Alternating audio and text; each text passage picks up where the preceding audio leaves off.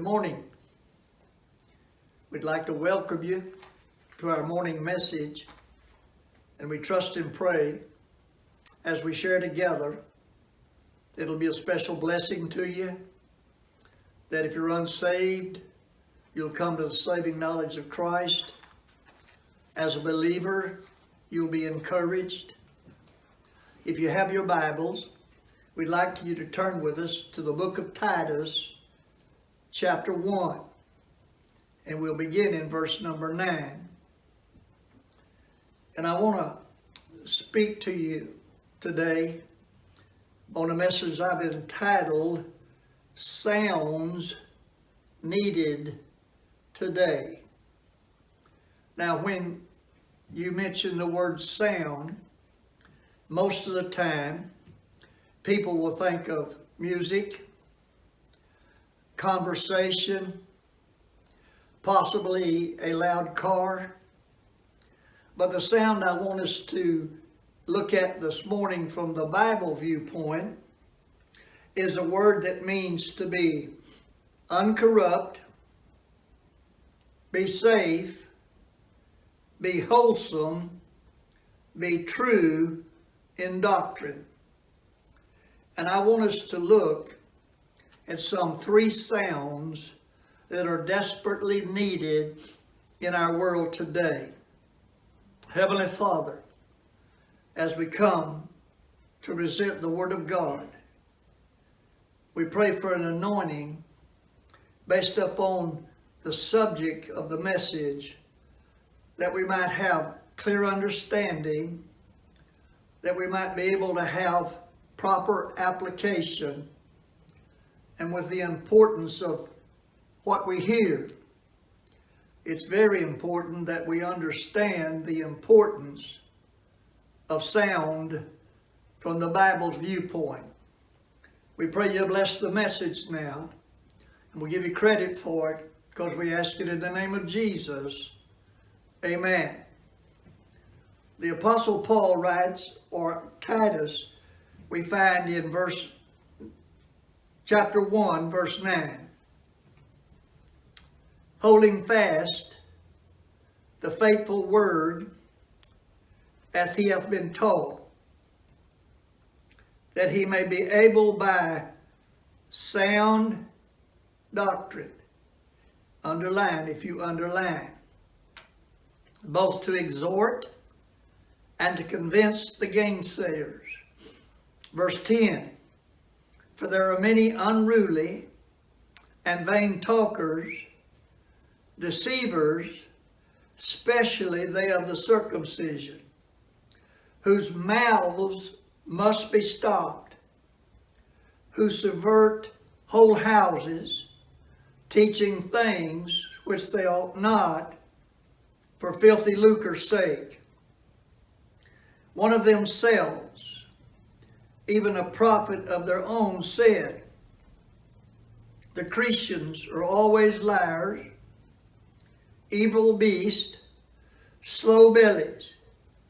Verse 13, this witness is true. Wherefore rebuke them sharply, that they may be, sound number 2, sound in the faith. And then look at chapter 2, verse 8. Number 3, sound speech that cannot be condemned, that he that is of the contrary part might be ashamed, having no evil thing to say of you.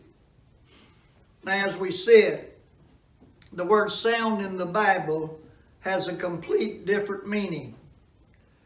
And once again, let us look at it.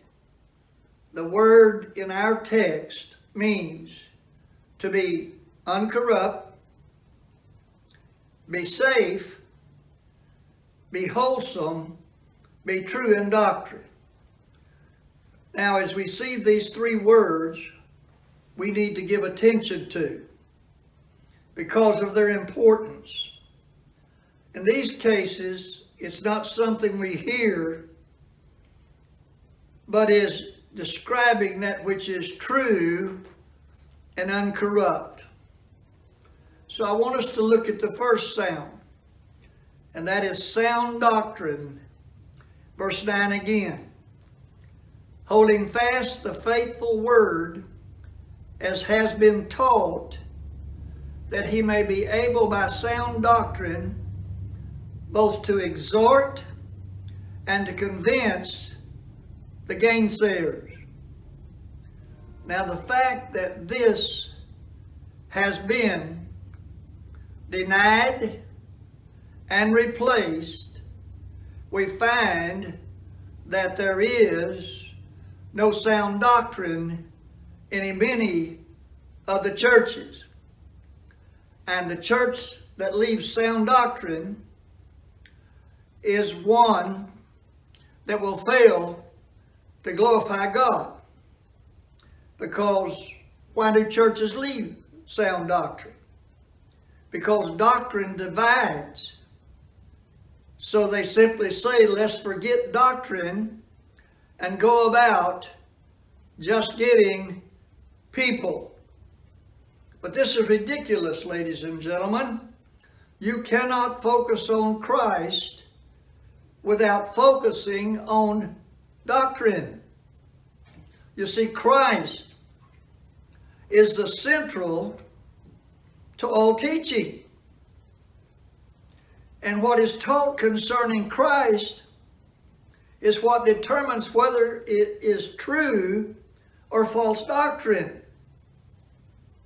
And the Bible says that in John chapter 5, verse 39 and 40.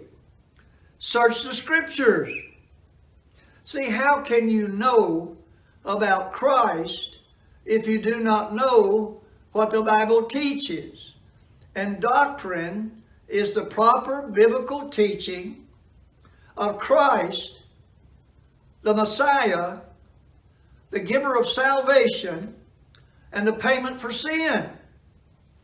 You cannot have the truth about Christ without Bible doctrine. He said, search the scriptures. And the church has erred in the fact that they have abandoned doctrine. For in them you think you have eternal life, and they are they that testify of me. Very plainly, the Word of God is about Jesus Christ. If you're not willing to teach the truth of the Scripture, you cannot have the proper instruction of who Christ is, what He has secured, what He has promised, and the fact that He's coming back one day. Jesus very, very plainly says that we cannot know the truth about Him if we do not teach what the Bible teaches about Christ. You see, it is true that doctrine divides.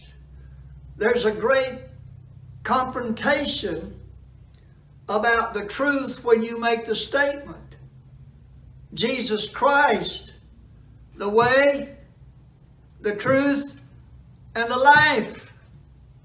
It causes an uproar because they said we have no authority to teach that Christ is the only way. But the Bible declares that He is. How many people are following self-proclaimed preachers who are putting their word above or on the same level as God's word? We see the result of that is that clearly many people, because of being deceived, are looking for a social club rather than a church where the Bible is taught and preached. And the Bible said that would come to pass, which it has come to pass. 2 Timothy chapter 4 and verse 3. Paul wrote that the time would come when Many will not endure sound doctrine because it has not been taught. It has been laid aside. And I need to repeat it again because it's so true. Even Titus says there in chapter 1 and verses 9 through 13 that there are too many self-proclaimed preachers who are putting their word above or on the same level as God's word. The Bible says as the result of that, Paul wrote that in the time would come when many will not endure sound doctrine, but after their own lust shall they heap to themselves teachers, having itching ears. And Jesus reminds us very plainly, this is blasphemous, because he said once again there in John chapter 5, verse 39 and 40,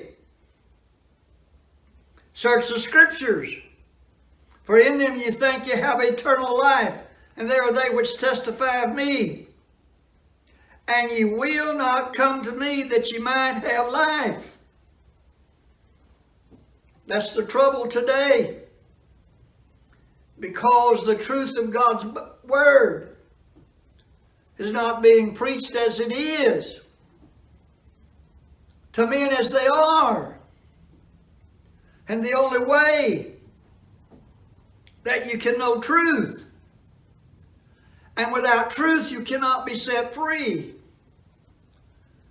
How many people, because they've not taught the truth,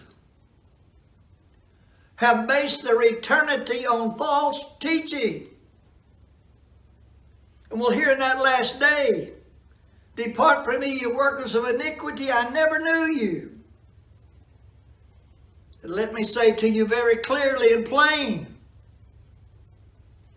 it's the Word of God that brings the truth that will set you free as a sinner. The Bible very well teaches us that we're at enmity with God, that we have sinned and come short of the glory of God. And the wages of that sin is death. But the alternative, but the grace of God. You see, the wages of sin is death, but the gift of God is eternal life through Jesus Christ our Lord. If you do not have the truth about Christ, then you must be trusting something else for your soul's salvation. Let me repeat it without any apology. The Bible tells us very plainly, there is absolutely no way to be justified before God other than through the finished work of Christ. His death, His burial, His resurrection. And the fact that people have not been taught truth. Truth offends. Truth causes division. Because people are not willing to admit they've chose the wrong way to secure eternity in heaven. Because of pride, they're unwilling to receive that which Jesus said. And you will not come to me that you might have life. How many people would go to hell because of pride in believing the wrong thing, but after being told the truth will refuse to repent and come to Christ? Oh, when the church preached Jesus as He is, to them, who He becomes, we didn't have the problems that we have today. We didn't have the confusion that we have today. But you see very plainly, the Bible says that He is the only way. He's the door. He's the shepherd. He's the only name under heaven where we can be saved. He's the way, the truth, and the life, and no man cometh to the Father but by him. But once again, even back then, as we read here in Titus, the Bible said very plainly, for there are many unruly and vain talkers and deceivers, especially they of the circumcision, whose mouth must be stopped, who subvert whole houses, teaching things which they ought not to, for filthy lucre's sake. I'm going to say something that people don't like, but religion's a big business. It's a superabounding business. But ladies and gentlemen, we don't preach the gospel for the money's sake. We preach the gospel that people might be saved, that they might have the truth to make a decision, that they might be given the honest truth on how to receive eternal life, thereby making their own decision. But to be deceived, because for the love of popularity and money, truth has been denied, and it's blasphemous. Secondly, the second sound. Look at verse 13, Titus 1. This is the true witness. Wherefore rebuke them sharply, that they may be sound in their faith. Truth, faith, is dependent upon true doctrine. There's only one way the Bible tells us that truth comes. By the hearing, and hearing by the Word of God. Look at Romans 10:17. See, when faith is taught to be received other than any way, other than the Word of God, it's not so. It's not so. Because true faith is believing the Word of God. So if you don't have the Word of God, you don't know the Word of God, you don't have true biblical faith. You can talk about it, you can say you have it, but it's not biblical. It's not the faith that'll bring the saving knowledge of Christ to you. It's very plain. A lot of people are trusting their feelings. But look at it. And you see, faith is an expression of what you believe. Faith is not only that which introduces you to Christ, but faith is also that which unlocks the Bible to know how to live for Christ, to know how to live the new life in Christ. What you believe is determined by what you're taught. If you're taught by a false prophet, you believe a false doctrine. But if you're taught the Word of God, as it is, as it's supposed to be taught, you find that that's what you will believe. If the doctrine is wrong, then your faith, or what you think is faith, is wrong. The Bible very plainly, ladies and gentlemen, teaches in John 8:32, and ye shall know the truth. Bible doctrine produces faith. Without the Bible, You have facts, but you cannot have faith that pleases God. And the truth shall make you free. What is faith? It's believing what God says in His Word. Anything other than that is not biblical faith. Notice that. There are many people, and I say this with a burdened heart, who are very sincere in what they've been taught. But if they've been taught wrong, they're sincerely wrong in what they believe. And the Bible admonishes us in Titus 1:13 that a sharp rebuke is necessary. This witness is true, wherefore rebuke them sharply that they may be sound in the faith. Who's responsible for promoting sound doctrine and sound faith? It's the local church. The Bible tells us in the writings of Paul and Timothy that the church is the keeper of the Word of God or the doctrine.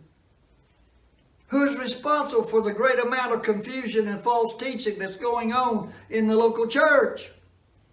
We have refused to speak out for the fear of being called judgmental.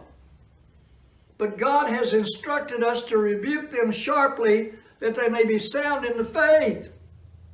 We're to point out error, not in judgment, but to help them be corrected and led to the right teaching. We must stand for truth no matter what the cost. God holds us accountable to defend the truth. We're to be soldiers for Christ. Number 3, sound speech is important. 2 Timothy chapter 1 and verse 13. Hold fast that form of sound words, which thou hast heard of me in faith and love which is in Christ Jesus. Look at it now. Sound words, speech, conversation. These all have to do with our behavior. So we see in these 3 sounds, doctrine, faith, speech. You see, if you really want to know what a person knows, just watch how he acts or listen to the things that he talks about.